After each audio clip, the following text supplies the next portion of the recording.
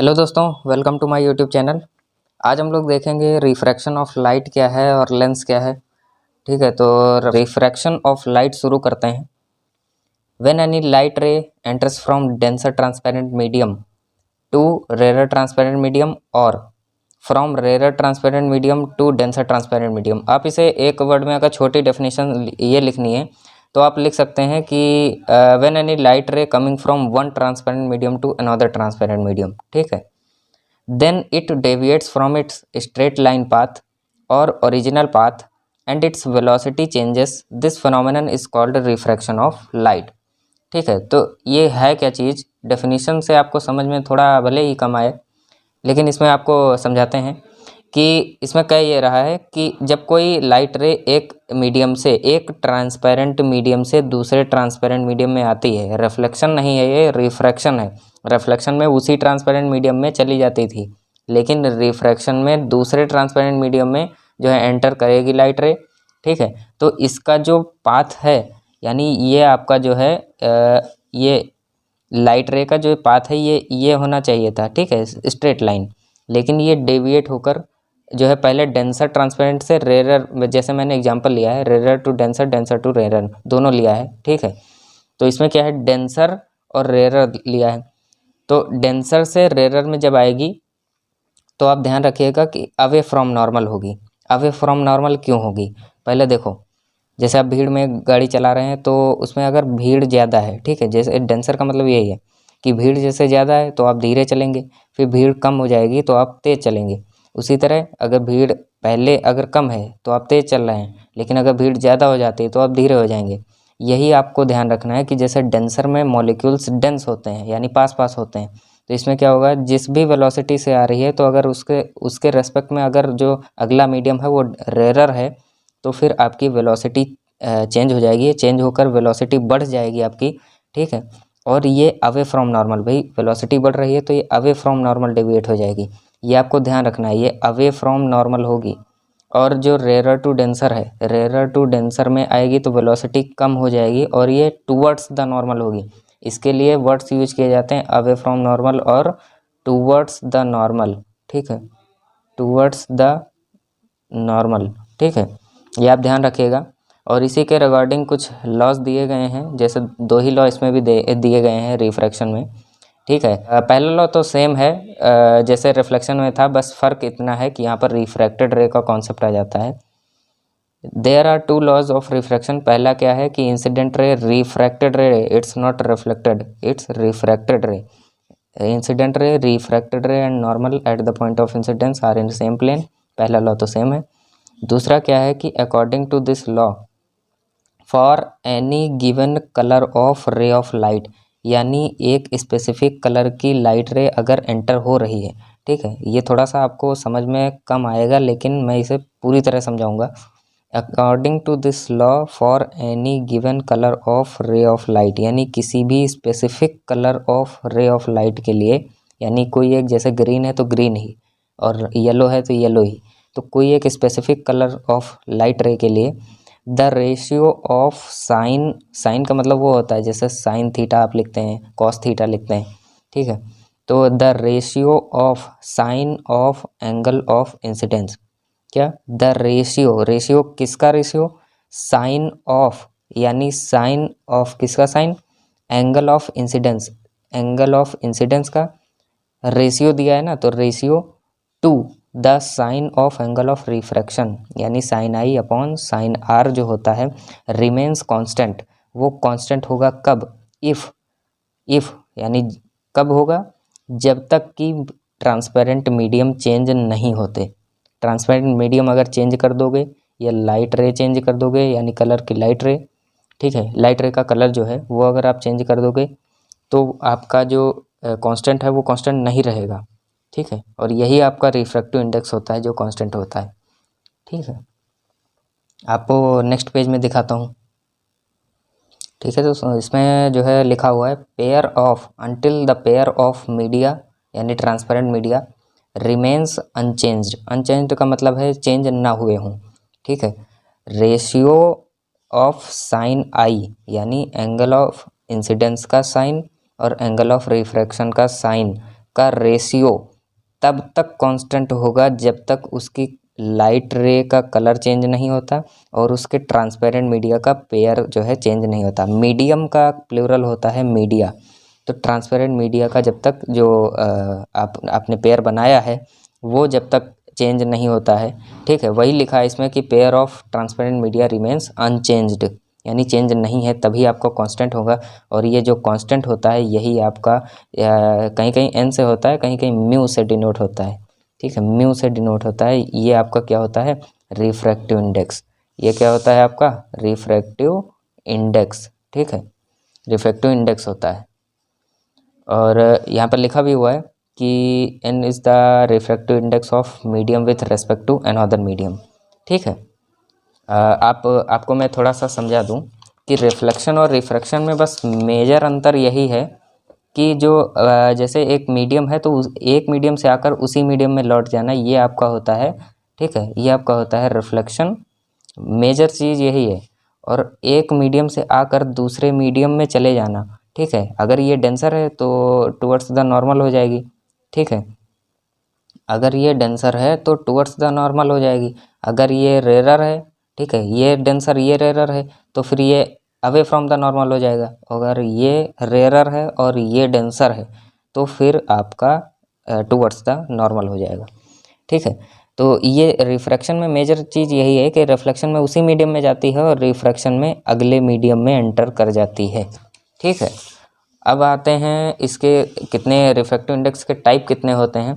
तो there are 2 types of refractive indexes. और index का भी जो प्लूरल होता है वो होता है इंडिसेस, ठीक है, इंडिसेस होता है प्लूरल। रिफ्रैक्टिव इंडेक्स का जो प्लूरल होता है वो होता है इंडिसेस। और आपको इसमें कंप्लीट इन्फॉर्मेशन मिलेगी, कोई भी टॉपिक ऐसा नहीं रहेगा जो आपसे अछूता हो, ठीक है, या आपको ना पता चला हो। तो भले ही वो मैं लास्ट में बताऊं या फिर वीडियो में कहीं भी बीच में बता सकता हूं अगर मुझे याद आ जाती है, ठीक है। तो इसमें देखता हूं कि टाइप्स ऑफ रिफ्रैक्टिव इंडेक्स कितने होते हैं। दो टाइप के होते हैं। एक होता है एब्सोल्यूट, एब्सोल्यूट ए मतलब होता है एयर भी होता है, ठीक है। तो इसका कॉन्सेप्ट एयर से ही रिलेटेड है।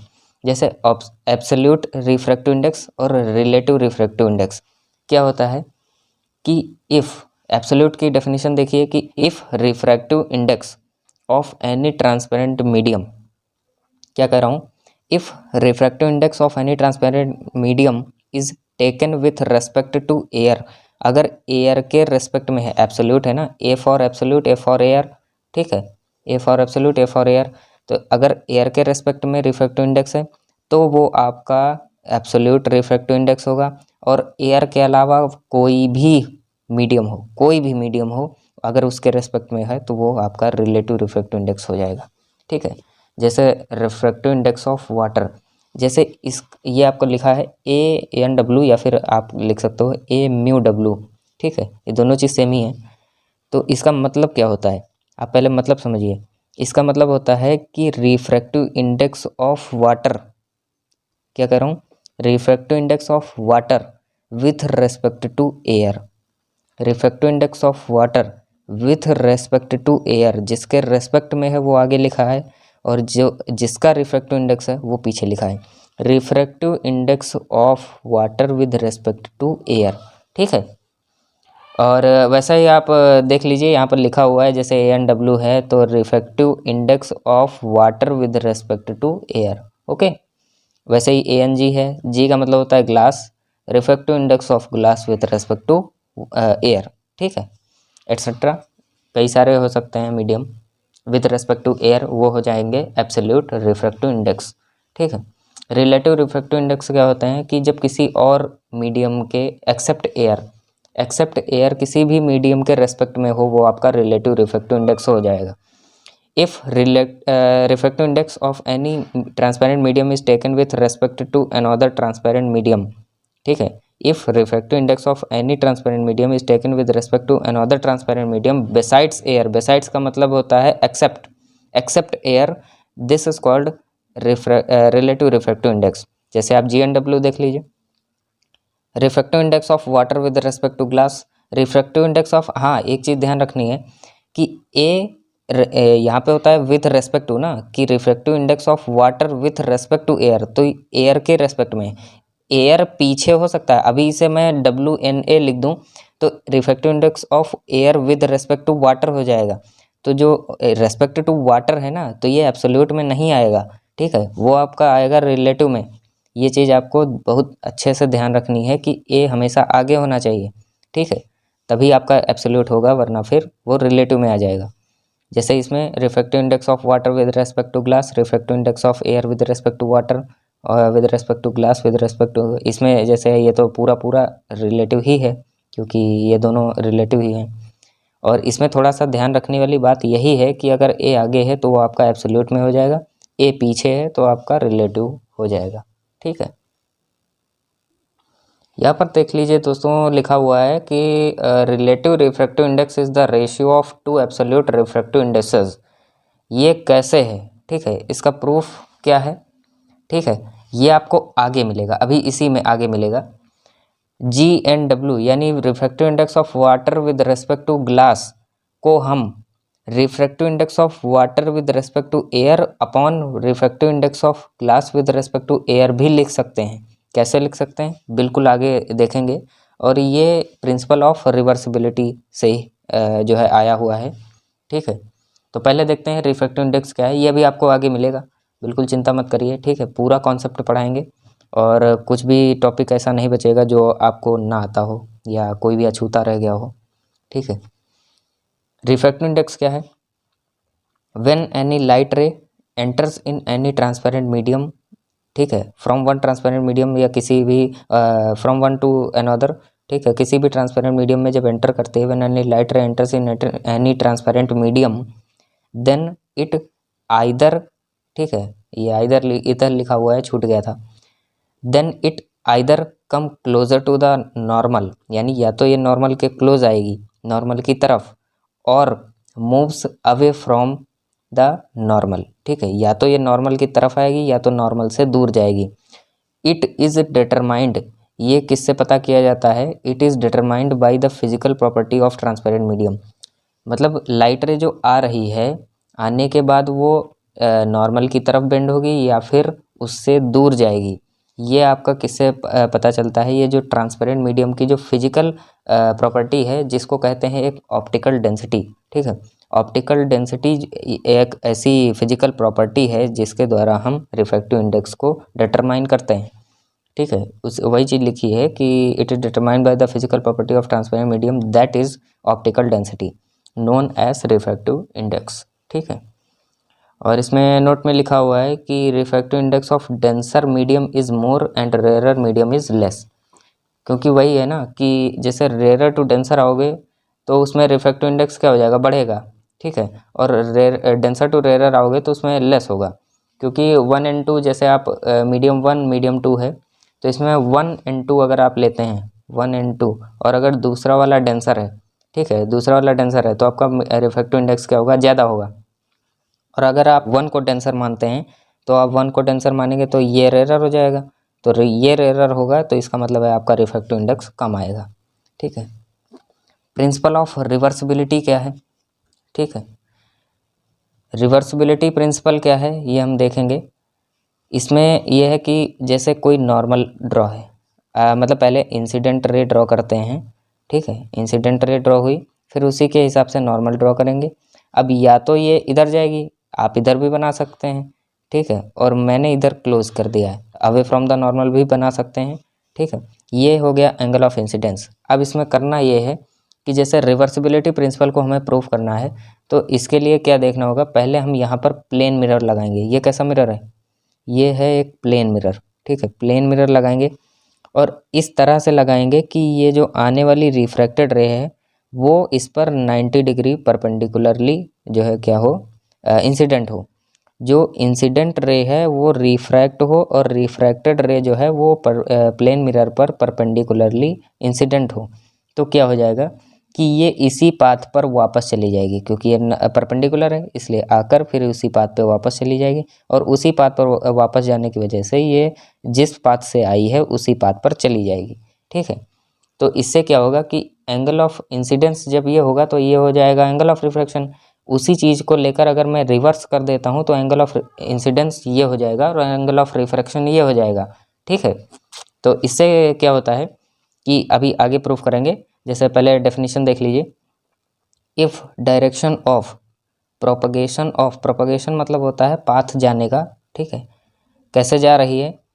If direction of propagation of light रे इज रिवर्स्ड, क्या कह रहा है कि अगर लाइट रे का जो पाथ है आने वाला, उसको अगर मैं रिवर्स कर दूं प्लेन मिरर लगाकर, then it returns to the same path to the previous medium, फिर वो उसी पाथ पर रिवर्स हो जाती है और अपने प्रीवियस मीडियम में चली जाती है।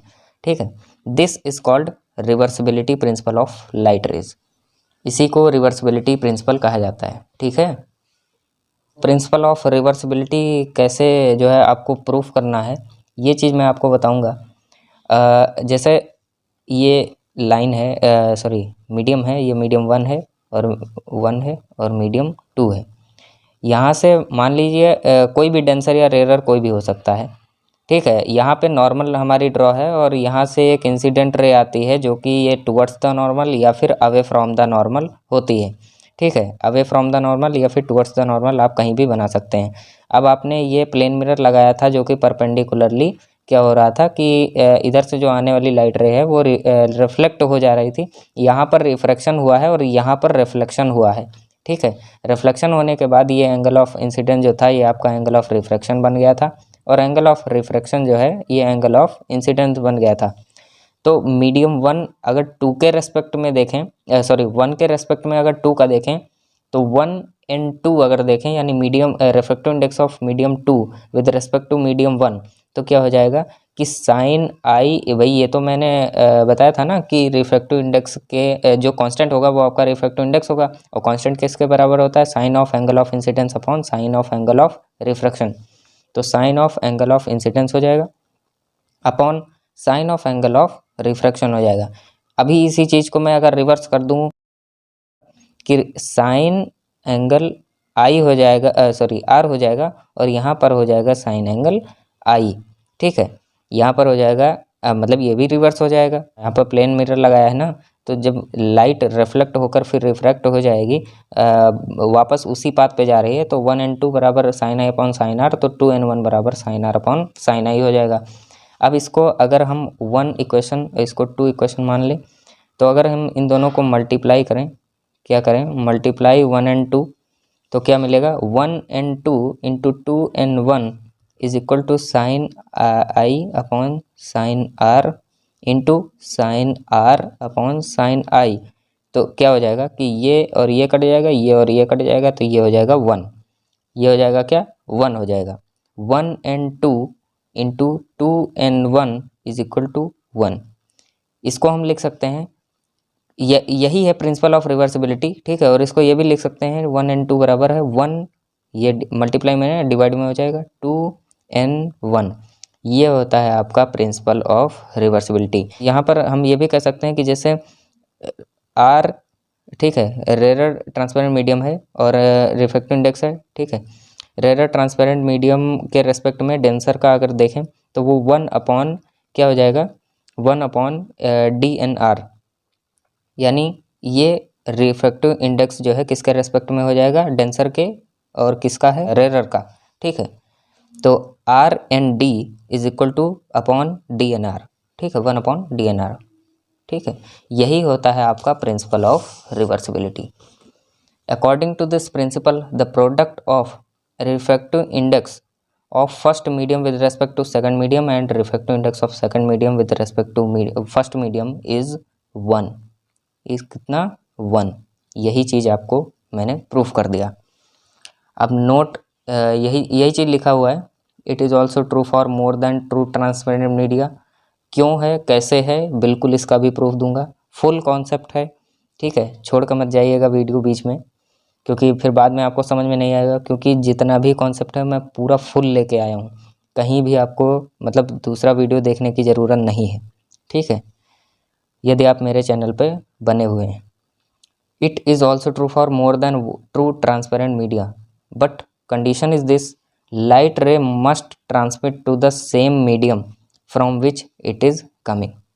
ठीक है, एक बार ध्यान से पढ़ लीजिए, लिखा हुआ है it is also true for more than two transparent media but condition is this light ray must transmit to the same medium from which it is coming. ठीक है दोस्तों, देखते हैं इसमें प्रूफ जो दिया गया है वो है proof that reversibility principle for light rays is also true for more than 3 media.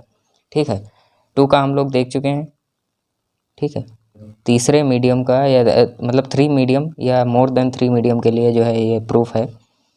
ये पहला मीडियम, दूसरा मीडियम, तीसरा मीडियम, फिर पहला मीडियम। ठीक है, यहाँ से लाइट रे आई। आप लोगों ने मैथ्स में अल्टरनेट इंटीरियर एंगल पढ़ा होगा। अल्टरनेट इंटीरियर में एंगल में 2 पैरेलल लाइन को अगर कोई लाइन कट करती है तो ये एंगल आपका इस एंगल के बराबर होगा। ठीक है, और यही चीज़ है इसमें कि जैसे नॉर्मल तो आप हमेशा परपेंडिकुलरली बनाएंगे ना, नॉर्मल हमेशा परपेंडिकुलरली बनाएंगे। ठीक है, ध्यान से सुनिएगा, नॉर्मल को हमेशा परपेंडिकुलर बनाते हैं तो ये भी परपेंडिकुलर, ये भी परपेंडिकुलर, तो ये दोनों क्या हो जाएंगे, पैरेलल हो जाएंगे। और यहाँ से जब लाइट रे आती है, ठीक है, यहाँ से रिफ्रैक्ट होगी तो ये दोनों अल्टरनेट इंटीरियर क्या हो जाएंगे, आपके इक्वल हो जाएंगे। उसी तरह R1 जो होगा ये R1 हो जाएगा, R1 से R2 हो जाएगा, ये R2 इन दोनों के बराबर होगा, और R2 से फिर ये आएगा तो उसी मीडियम में जा रहा है ना, तो ये I हो जाएगा। ठीक है, ये दोनों सेम हो जाएंगे। और ये जो आपका जो यहाँ से आने वाली थी जो डॉटेड करके शो की गई है, और यहाँ पे जो डॉटेड करके पीछे शो की गई है, इन दोनों के बीच के जो डिस्टेंस को कहते हैं वो क्या कहते हैं, लेटरल डिस्प्लेसमेंट कहते हैं, जिसको D से डिनोट किया जाता है। ठीक है, क्या कहते हैं, लेटरल डिस्प्लेसमेंट। ठीक है, और ये जो लाइट रे होगी आपकी रिफ्रैक्शन के बाद, ये जो लाइट रे है इसको कहते हैं ट्रांसमिटेड रे या फिर कहते हैं इमरजेंट रे, इमरजेंट रे या फिर ट्रांसमिटेड रे, और ये होता है लेटरल डिस्प्लेसमेंट। इसमें देख लीजिए जैसे 1 और 2 दिया गया है sin I upon sin R1, 2 और 3 sin R1 upon sin R2, 3 और 1 sin R2 upon sin I। अब इसको मल्टीप्लाई करेंगे तीनों इक्वेशन को, 1 और 2 इंटू 2 और 3 इंटू 3 और 1 क्या हो जाएगा, ये भी कट के 1 आ जाएगा। ठीक है, और इसमें ये प्रूफ करना है, इस प्रूफ में ये दिया गया है कि जैसे आपको ये बताया था ना शुरू में कि क्या होता है कि जैसे 2 G&W लिखा हुआ है तो आप इसको क्या लिख सकते हैं, ANW अपॉन ANG। मतलब ये कि refractive index of water with respect to glass को हम लिख सकते हैं refractive index of water with respect to air upon refractive index of glass with respect to air. तो मतलब कोई भी रिलेटिव रिफ्रैक्टिव इंडेक्स कैसे एब्सोल्यूट रिफ्रैक्टिव इंडेक्स के रेशियो के बराबर होता है ये हम देख सकते हैं। यही इसी का प्रूफ इसमें दिया गया है, जैसे एयर टू ग्लास, फिर ग्लास से वाटर, वाटर से एयर। ठीक है, इसमें भी वही चीज़ लागू है। इसमें क्या है कि हम रिवर्सिबिलिटी प्रिंसिपल के अकॉर्डिंग ये लिख सकते हैं कि ANG G&W WNA is equal to 1 है। ठीक है, 1 है, तो इसके अकॉर्डिंग हम ये लिख सकते हैं कि जैसे यहाँ पर देख सकते हैं ANG है, G&W है, WNA है, तो इसमें देखा एयर पीछे है। तो अब इसको क्या कर सकते हैं कि जैसे हमने पढ़ा था कि 1 और 2 इज इक्वल टू है 1 अपॉन 2 और 1, वही चीज़ यहाँ पर लागू कर देंगे कि 1 और 2 इज इक्वल इंटू 2 और 1 इज इक्वल टू 1। तो क्या हो जाएगा कि ये अपॉन में चला जाता है और ये आगे पीछे हो जाएगा। तो इससे क्या होगा, WNA इंटू ANW बराबर 1 होता है। तो WNA दिया गया है ना, तो WNA बराबर 1 अपॉन ANW हम इसको लिख सकते हैं।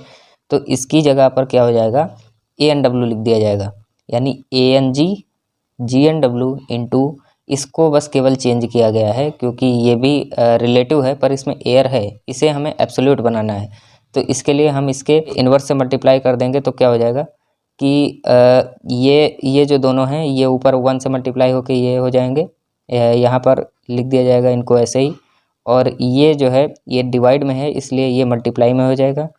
तो कुछ ऐसा बन जाएगा कि ANG इंटू G&W, कैलकुलेशन करके आप देख लीजिएगा। ठीक है, कैलकुलेशन इसमें कुछ है ही नहीं, ANG into G&W is equal to ANW। इससे क्या होगा कि जो G&W है वो उसको हमें यहीं पे रखना है, और ANW ऊपर है और ANW नीचे चला जाएगा, ANG सॉरी नीचे चला जाएगा, ANW ऊपर है। इसमें आपको ध्यान इतना रखना है कि जब वेलोसिटी की बात आती है, वेलोसिटी की बात, जब इसमें वेलोसिटी की बात आती है या फिर रिफ्रैक्टिव इंडेक्स की बात आती है। ठीक है, रिफ्रैक्टिव इंडेक्स देखो इन दोनों के केस में अलग अलग होता है। जैसे वेलोसिटी है तो 1 एंड 2, जैसे दो मीडियम है तो इनकी वेलोसिटी v1 अपॉन v2 लिखा जाएगा। जैसे यानी ये पहले है तो ये बाद में है। इसमें कहा जाएगा कि refractive index of medium 2 with respect to medium 1, तो पहले मीडियम 1 में आई फिर मीडियम 2 में, तो इसलिए वेलोसिटी ऑफ पहले मीडियम 1 की फिर मीडियम 2 की। ठीक है, इसका रेशियो। रिफ्रैक्टिव इंडेक्स के केस में थोड़ा उल्टा होता है कि जैसे जी एंड डब्ल्यू है, refractive index of water with respect to glass है, तो इसको हम लिखेंगे पहले ये होगा फिर ये होगा। वेलोसिटी के केस में पहले ये होगा फिर ये, और रिफ्रैक्टिव इंडेक्स के केस में पहले डब्ल्यू होगा फिर होगा जी। ठीक है, जैसे ए N W upon A N G. थोड़ा लेटरल डिस्प्लेसमेंट का कॉन्सेप्ट देख लेते हैं। दोस्तों लेटरल डिस्प्लेसमेंट जो है वो यही चीज़ जो मैंने आपको बताया था कि ये रिफ्रैक्शन पहले होता है। ठीक है, रिफ्रैक्शन के बाद ये कोई ग्लास स्लैब है, ग्लास स्लैब का मतलब होता है कांच का टुकड़ा। ठीक है, तो ये ग्लास स्लैब है, यहाँ से लाइट रे इंसिडेंट होती है, कुछ लाइट रे अंदर रिफ्रैक्ट हो जाती है। रिफ्रैक्शन के बाद यहाँ से फिर जब रिफ्रैक्शन होता है तो डेंसर टू रेरर, वही यहाँ से नॉर्मल बनाएंगे तो ये अवे फ्रॉम द नॉर्मल चले जाएगी क्योंकि ये डेंसर और ये रेरर है इसलिए। तो अब ये जो लाइन है, ये वाली जो लाइट रे है, इसको क्या कहेंगे? इसको कहेंगे ट्रांसमिटेड रे या फिर एमरजेंट रे। इसको कहते हैं ट्रांसमिटेड रे या एमरजेंट रे, इंसिडेंट रे, रिफ्रैक्टेड रे। ठीक है, ट्रांसमिटेड रे या एमरजेंट रे। और ये जो इन दोनों के बीच का जब इसको एक्सटेंड करेंगे, ठीक है, इन दोनों के बीच का जो डिस्टेंस होता है उसी को कहते हैं lateral displacement. Perpendicular distance between incident ray and transmitted रे या फिर कह सकते हो emergent ray is called lateral displacement. अब देखते हैं आगे क्रिटिकल एंगल का क्या कॉन्सेप्ट है। ठीक है, क्रिटिकल एंगल क्या चीज़ होता है? It is the angle of incidence formed in the denser medium for which angle of refraction is 90 degree in rarer medium. मतलब इसमें कह रहा है कि जैसे इसकी एक कंडीशन ये है कि हमेशा डेंसर टू रेरर ही आना चाहिए। लाइट रे जो है वो हमेशा डेंसर टू रेरर ही आनी चाहिए, तभी आपका क्रिटिकल एंगल का कॉन्सेप्ट लगेगा। इसमें कहता ये है कि क्रिटिकल एंगल क्या चीज़ है कि जो क्रिटिकल एंगल है वो ऐसा एंगल ऑफ इंसिडेंस है, ऐसा एंगल ऑफ इंसिडेंस है जिसके लिए एंगल ऑफ रिफ्रैक्शन जो है वो आपका 90 हो जाता है। ऐसा क्रिटिकल एंगल ऐसा एंगल ऑफ इंसिडेंस है जिसके लिए एंगल ऑफ रिफ्रैक्शन जो है वो 90 डिग्री हो जाता है। ठीक है, उसी को कहते हैं critical angle. It is the angle of incidence formed in the denser medium for which angle of refraction is 90 degree in rarer medium. ठीक है, it is represented by symbol C या कैपिटल C कह सकते हो। ठीक है, ये transparent medium denser का है, ये रेरर का है। आप कोई भी ले सकते हैं दो, ग्लास का, एयर का, या फिर यहाँ पे वाटर का, एयर का। फिर देखते हैं यहाँ पर रिलेशन क्या है C में और N का मतलब होता है रिफ्रैक्टिव इंडेक्स। यानी क्रिटिकल एंगल और रिफ्रैक्टिव इंडेक्स में क्या रिलेशन है, इसका प्रूफ क्या है, तो ये हम देखते हैं। स्नेल लॉ के अकॉर्डिंग मैं आपको रफ में बताता हूँ। ठीक है, इसमें क्रिटिकल एंगल को मतलब प्रूफ कैसे करेंगे। ठीक है, क्या इसका प्रूफ है, तो पहले देखते हैं कि अगर हम ये ग्लास स्लैब था, जैसे इसमें यहाँ से लाइट रे आ रही है, एंगल ऑफ इंसिडेंस कुछ भी है एंगल आई, जिसके लिए एंगल ऑफ रिफ्रैक्शन जो है वो क्या हो जाता है 90 डिग्री हो जाता है। तो ये आई जो होगा वो हो जाएगा एंगल C के, यानी जो C होता है वो होता है क्रिटिकल एंगल। ठीक है, तो बाई स्नेल लॉ के अकॉर्डिंग, ठीक है, स्नेल्स लॉ वही जो दिया था कि sine I upon sine R बराबर कांस्टेंट होता है, उसको दिया किसने था? स्नेल ने ही दिया था लॉ, इसीलिए उसे कहते हैं स्नेल्स लॉ। स्नेल ने उस लॉ को प्रपोज किया था, इसीलिए उसे कहते हैं स्नेल्स लॉ। तो स्नेल लॉ के according sine I upon sine R हो जाएगा, sine of angle of incidence upon sine of angle of refraction. ठीक है, अब क्या है कि एंगल ऑफ रिफ्रैक्शन 90 डिग्री है ना, तो इसके लिए क्या हो जाएगा, साइन जो है वो क्रिटिकल एंगल हो जाएगा। तो साइन क्या हो जाएगा, एंगल C, या फिर कह सकते हो ऐसे, ये नहीं, sine C upon sine 90 degree. तो साइन 90 डिग्री की वैल्यू होती है 1। ठीक है, साइन 90 डिग्री की वैल्यू होती है 1। तो इससे क्या हो जाएगा कि जो साइन सी है वो हमारा वैसा ही रहेगा और यहाँ पर 1 हो जाएगा। तो स्नेल लॉ के अकॉर्डिंग ये क्या था, ये 1 and 2 है यार, यहाँ पे 1 and 2 नहीं लिखा, ठीक है, 1 and 2। 1 and 2 का मतलब है कि इसका रिफ्रैक्टिव इंडेक्स है इसके रेस्पेक्ट में। तो 1 and 2 बराबर sine I upon sine R. 1 and 2 is equal to है साइन आई हो जाएगा सी के बराबर और आर हो जाएगा 90 डिग्री। तो 90 डिग्री की वैल्यू 1। तो इससे क्या हो जाएगा 1 and 2 यानी refractive index of medium 2 with respect to medium 1 is equal to हो जाएगा साइन सी के, ठीक है।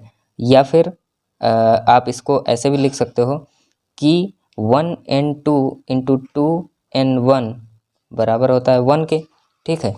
तो क्या हो जाएगा कि रिवर्सिबिलिटी प्रिंसिपल यदि हम लगाएं तो इसमें जो है इसको हम लिख सकते हैं 1 अपॉन 1 and 2 है ना, तो इसको हम लिख सकते हैं 1 अपॉन 2 and 1।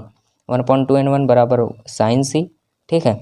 अब दोनों को अगर रिवर्स कर दें तो क्या हो जाएगा कि 2 and 1 is equal to 1 upon sine C, या फिर इसको कह सकते हैं कॉसेक सी, ठीक है। अभी आप ट्रिग्नोमेट्री में पढ़ेंगे तो सारी आइडेंटिटी जान जाएंगे। और 2 and 1 is equal to cosec C ये भी लिख सकते हैं, ठीक। जैसे यहाँ पर 1 and 2 लिखा हुआ था ना, तो इसमें क्या हो रहा था कि पहले डेंसर टू रेयरर आ रही थी ना, यानी DNR था। तो DNR का हमारा जो निकल के आई है वैल्यू, वो ये जो वैल्यू है वो DNR की है। तो DNR की वैल्यू कितनी थी साइन सी। अब इसी को अगर मैं उल्टा कर दूं तो R refractive index R and D, तो इसका क्या हो जाएगा 1 अपॉन साइन सी या फिर कॉसेक सी, ठीक, या फिर 1 अपॉन साइन सी, आप कुछ भी लिख सकते हैं। ये था आपका क्रिटिकल एंगल का कॉन्सेप्ट, ठीक। और इसका प्रूफ दोस्तों इस रिलेशन में आपको यही बताया गया है कि वेलोसिटी ऑफ लाइट और रिफ्रैक्टिव इंडेक्स का क्या रिलेशन है। तो वो आपको मैंने बता ही दिया था कि 1 and 2 अगर लिखा है तो V1 अपॉन V2, या अगर 2 and 1 लिखा है तो V2 अपॉन V1 हो जाएगा। दोस्तों टोटल इंटरनल रिफ्लेक्शन क्या चीज़ है, जैसे आपने ये पढ़ा था कि इसमें जैसे ये डायग्राम था, ठीक है, और इसमें अगर यहाँ से लाइट रे इंसिडेंट होती है तो रिफ्रैक्शन इसका 90 डिग्री होता है। यानी कि अगर मैं इसको और इधर बढ़ा दूँ, यहाँ से अगर लाइट रे करूँ तो ये 90 थोड़ी ना रहेगा, ये अंदर चला जाएगा। तो अंदर चला जाएगा तो ये तो रिफ्लेक्शन हो गया, ये रिफ्रैक्शन तो हुआ नहीं, उसी मीडियम से आई उसी मीडियम में चली गई, ठीक है। तो इसमें यही कह रहा है कि ये तो क्रिटिकल एंगल से बड़ा ही हुआ ना, क्रिटिकल एंगल से, भाई ये एंगल तो क्रिटिकल एंगल से तो बड़ा हुआ। तो यही चीज़ पूरा इसमें है कि जो C है वो मतलब I से छोटा होना चाहिए, ठीक है। यानी एंगल ऑफ इंसिडेंस जो है वो C से बड़ा होना चाहिए, एंगल ऑफ इंसिडेंस C से बड़ा होना चाहिए, यानी क्रिटिकल एंगल से बड़ा होना चाहिए। तो क्या हो जाएगा कि ये यहाँ जाने की बजाय कहाँ पे ये इंटरनली रिफ्लेक्ट हो जाएगी। वही कहा गया है कि when in the denser medium में angle I is greater than critical angle उसी को कहते हैं कि एंगल ऑफ इंसिडेंस जब आए, ठीक है, जिस एंगल पे हो उसके लिए रिफ्रैक्शन जो है वो 90 डिग्री हो जाए, उसी को एंगल ऑफ क्रिटिकल एंगल कहते हैं, ठीक है, क्रिटिकल एंगल कहते हैं। टोटल इंटरनल रिफ्लेक्शन में कि when in the denser medium angle of incidence is greater than critical angle then light ray does not go to the rarer medium, वो इधर नहीं आएगी, वाइल जबकि it internally reflects in the same denser medium, वो internally ही same मतलब अपने उसी मीडियम में वापस चली जाएगी जिसमें से वो आई थी। टोटली का मतलब है कि पूरी तरह से। This phenomenon is called total internal reflection, इसी को टोटल इंटरनल रिफ्लेक्शन कहते हैं, ठीक है। इसकी कंडीशन होती हैं दो, मेनली ओनली 2 कंडीशन ही होती हैं, ठीक है। Condition for TIR and total internal reflection की 2 कंडीशन होती हैं, कौन कौन सी। जैसे पहली ये कंडीशन है कि light ray must come from denser medium to rare medium, यानी लाइट रे जो है डेंसर टू रेयर आनी चाहिए। दूसरी ये है कि एंगल ऑफ इंसिडेंस हमेशा क्रिटिकल एंगल से बड़ा होना चाहिए। ये चीज़ मैंने आपको बताई थी कि angle of incidence critical angle से बड़ा होना चाहिए। और लाइट रे हमेशा डेंसर टू रेयर आनी चाहिए। कुछ एग्जांपल्स हैं इसी टोटल इंटरनल रिफ्लेक्शन के, जैसे आप लोगों ने देखा तो नहीं होगा, लेकिन मिराज फॉर्मेशन जो है, मिराज फॉर्मेशन कहते हैं डेजर्ट एरिया में होता है, ठीक है। तो डेजर्ट एरिया में कैसे मिराज फॉर्मेशन होता है, तो ये चीज़ मतलब थोड़ा आप लोग यूट्यूब पे अलग वीडियो देख सकते हैं कैसे मिराज फॉर्मेशन होता है, ठीक है, एक एनिमेशन की मदद से। तो मिराज फॉर्मेशन जो है वो डेजर्ट एरिया में होता है, उसमें आपको चीज़ें उल्टा दिखाई देती हैं, ठीक है। ये टोटल इंटरनल रिफ्लेक्शन का ही फिनोमेनन है। और shining of diamond, shining of test tube inside water, illusion on highways in summer season. आपको हाईवे पे दूर से लगेगा कि वहाँ पे कहीं पानी है, लेकिन पानी नहीं होता है, ठीक है। ऑप्टिकल फाइबर इसी प्रिंसिपल पर वर्क करता है, ठीक है।